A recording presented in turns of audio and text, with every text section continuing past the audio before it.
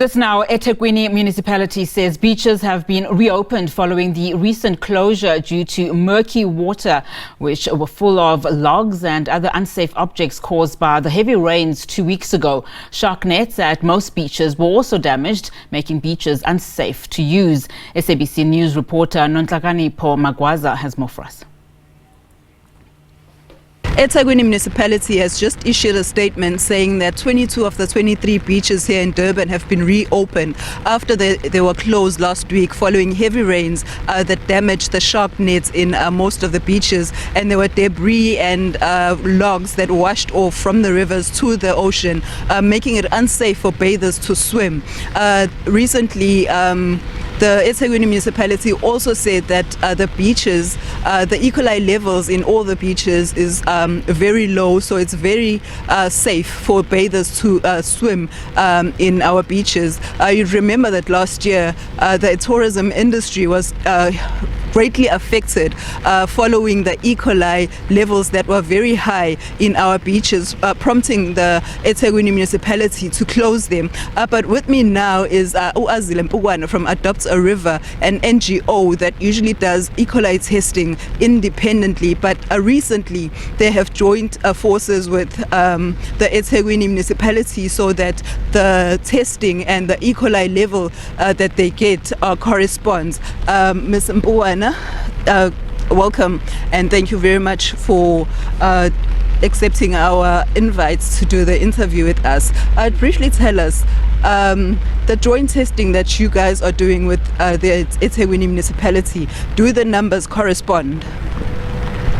Yes, the numbers do correspond with the few tests that we've done together in the last few weeks, but the last week, the latest results, we haven't received them as yet, and the results showed that some of the beaches were safe, like Ushaka Marine and other beaches, and Country Club and Battery Beach still had high levels of E. coli.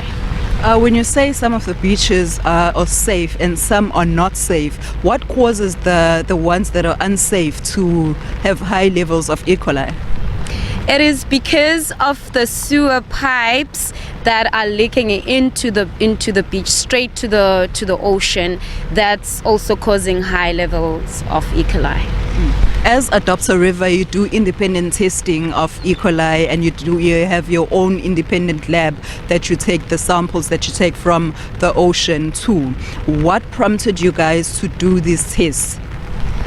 What prompted us to do the tests? It was we have river teams. We've seen fishes die in the ocean and also in the river.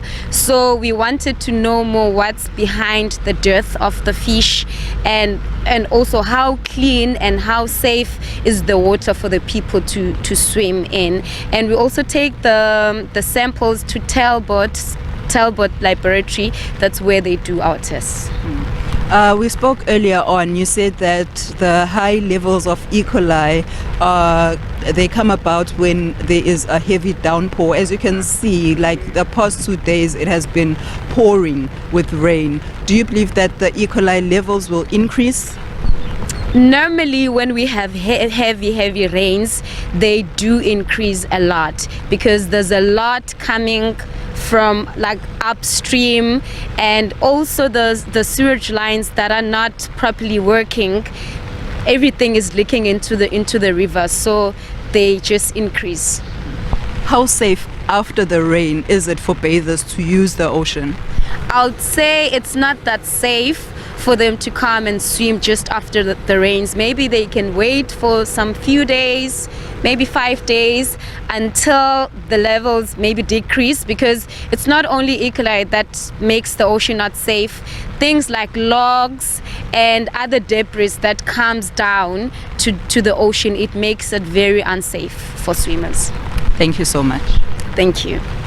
That was Miss Mpugwana from Adopts a River, an independent NGO that does independent testing of E. coli levels here in Durban. She was just telling us that following these heavy rains that we are currently experiencing here in Durban, it won't be safe for bathers to come and swim because of the debris and the high E. coli or the sewage that pours into our oceans, making our oceans have a very high E. coli level.